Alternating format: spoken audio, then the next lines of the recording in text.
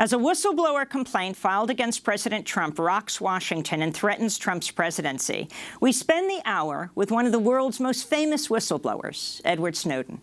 6 years ago, Snowden leaked a trove of secret documents about how the United States had built a massive surveillance apparatus to spy on Americans and people across the globe. He gave the information to reporters. In May 2013, Snowden quit his job as an NSA contractor in Hawaii and flew to Hong Kong, where he met 3 reporters, Glenn Greenwald, Laura Poitras, and Ewan MacAskill, who began publishing a series of articles exposing the NSA and the surveillance state.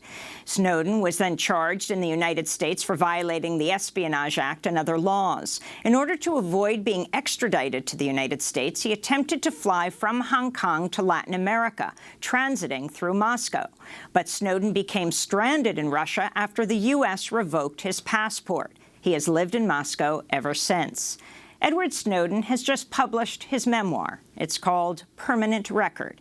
He writes about what led him to risk his life to expose the U.S. government system of mass surveillance. Juan González and I spoke to him from his home in Moscow Wednesday. We talked about his book, his work as an intelligence contractor, the ongoing debate about privacy rights online, and the latest news from Washington, where a whistleblower complaint against President Trump has helped push House Democrats to launch an impeachment inquiry. I began by asking Ed Snowden about the Justice Department's new lawsuit against him, claiming his memoir violates non-disclosure agreements he signed with the CIA and National Security Agency. I asked him to respond to the Trump administration's threat to seize the proceeds from the book because he didn't submit the manuscript for review before it was published. Well, I mean, in general, everyone can see what this is. The United States government, largely the intelligence community, agencies within it, very much don't want to see books like this published. Any kind of true and honest accounting of the actual facts of the government's unlawful or potentially unconstitutional behavior is always going to cause some friction. And the first thing they go to is what they call a secrecy agreement. Now, this is not an oath of secrecy. A lot of people think it is. When you first join the CIA, you do swear an oath, but it's not an oath of secrecy. It's not to the agency. It's not even to the government. It's not to the president. It's an oath of service to support and defend the Constitution of the United States against, as we all know, all enemies, foreign and domestic.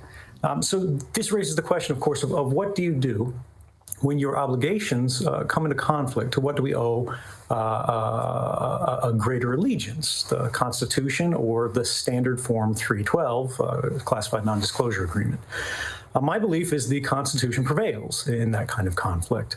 Now, the government is saying, because I signed this agreement, regardless of whether it's right or wrong, regardless of whether the book has any classified or does not have any classified material in it, and by the way, it doesn't, at least not anything that's been published, not already published in newspapers around the world, they go, all right, well, we're going to take all the money for it. And this is because, not that they go, the Department of Justice, when they brought this complaint, they were very clear, very precise to say, we're not banning the book, we're not trying to stop publication.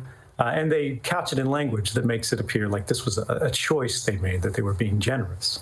But the reality is that they couldn't, because they're forbidden from doing so by the First Amendment.